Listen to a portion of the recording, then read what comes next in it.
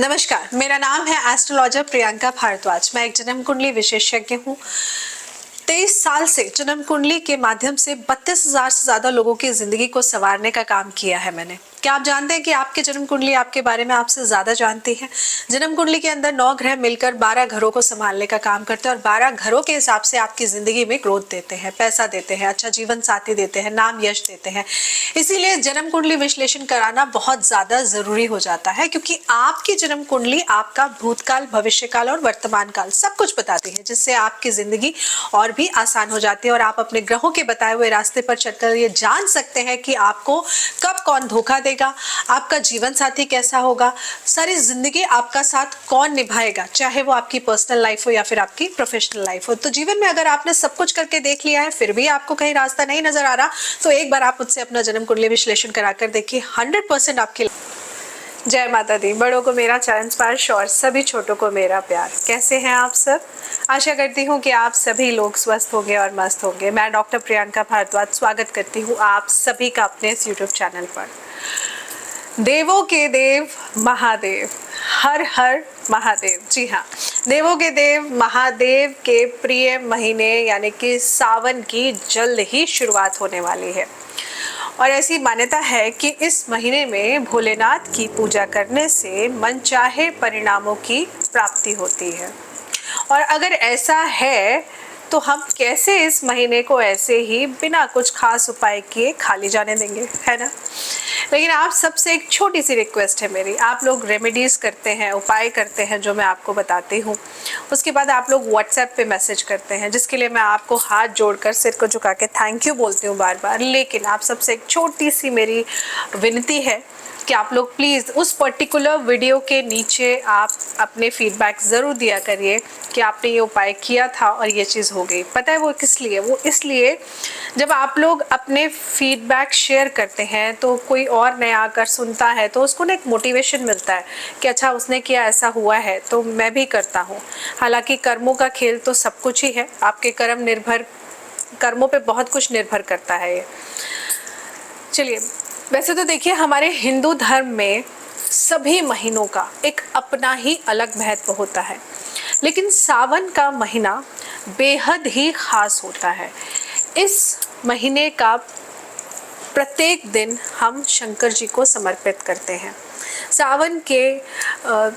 सावन का महीना बेसिकली चातुर्मास, जब हम बोलते हैं ना, एक तरह से प्रभु श्री विष्णु अपना पाताल लोक में चले जाते हैं, तो उसके बाद शुरुआत जब सावन के महीने की होती है तो ये बहुत ही खास माना जाता है, क्योंकि सारी बागडोर जो है इस सृष्टि को चलाने का सारा जो काम है वो भोलेनाथ के हाथ में आ जाता है। तो इस महीने के जितने भी दिन होते हैं, चाहे वो सोमवार हो, मंगलवार हो, बुधवार हो, सब शिव जी को समर्पित होते हैं। सावन में चातुर्मास होने के कारण ही पूरी सृष्टि का संचालन 4 महीने तक आप समझिए महादेव के हाथों में होता है।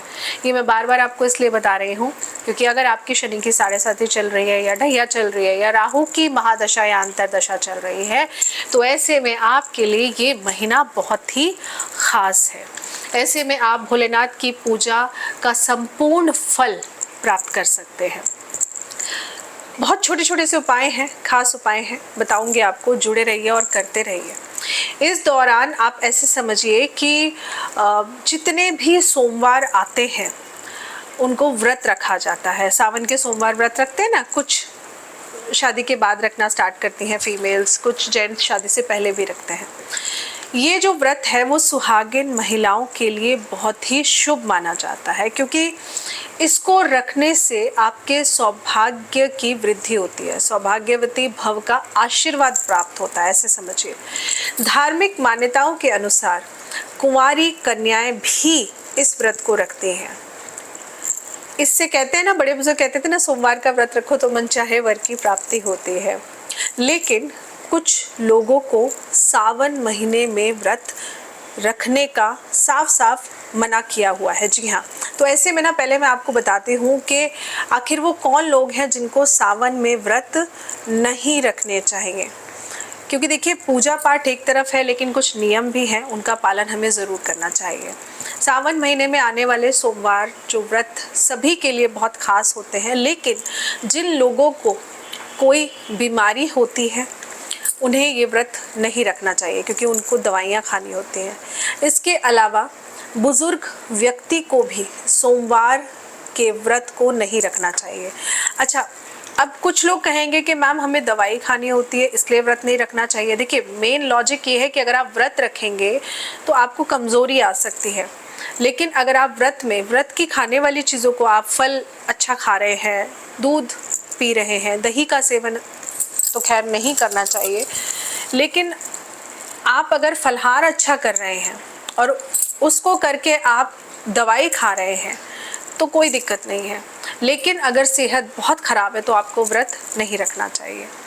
इसके अलावा जिन लोगों को शारीरिक कमज़ोरी बनी होती है, शारीरिक कमज़ोरी का सामना करते हैं, उन्हें भी व्रत नहीं रखना चाहिए।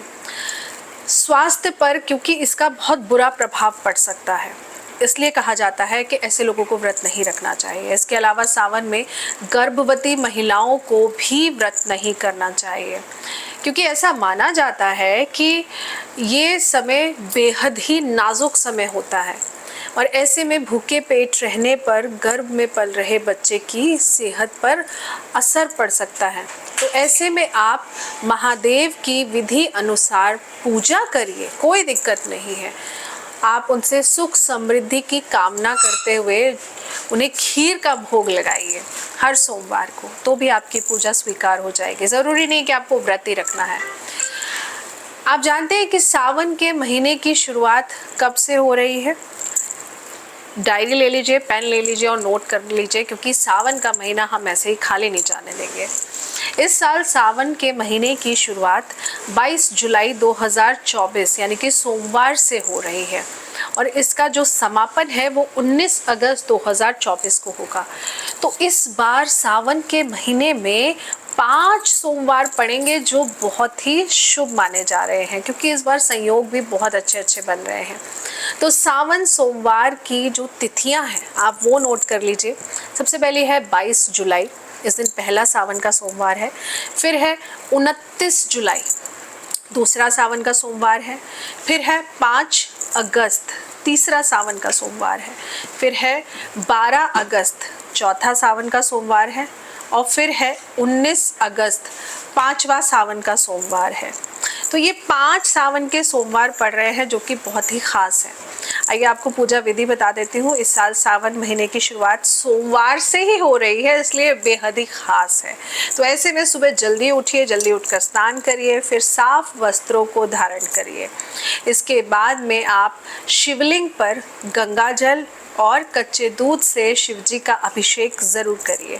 फिर महादेव को बेलपत्र, धतूरा, गंगा जल और दूध ज़रूर चढ़ाइए।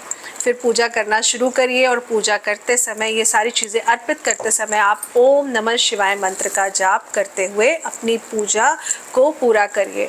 आखिरी में आरती ज़रूर करिए। बाद में अपनी श्रद्धा अनुसार आप जो भी दान करना चाहते हैं वो दान करिए। देखिए, हम तो क्या हैं और हमारी तो औकात ही क्या है जो हम भोलेनाथ को दान करेंगे, है ना।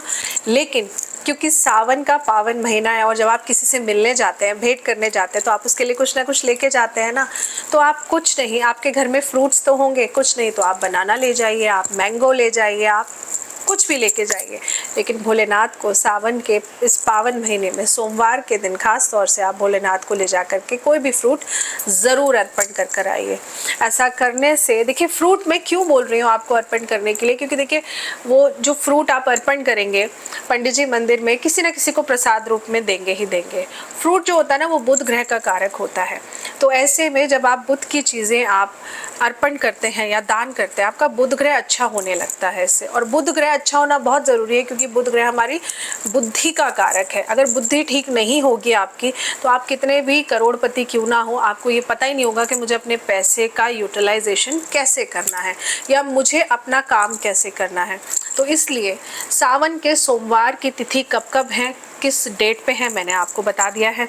बहुत छोटा सा मैंने आपको बताया है, एक बहुत सिंपल सा प्रोसेस है जो आप अपनी रोज़ की पूजा में कर सकते हैं, या सोमवार का व्रत रखना चाहे तो कर सकते हैं। अच्छा, सोमवार के व्रत में नियम क्या है? अगर आप सोमवार का व्रत रखते हैं, सावन के सोमवार का, तो कोशिश करिए कि आप शाम को, जब इसमें फलाहार ही किया जाता है, लेकिन शाम को आप अन्न मत खाइए।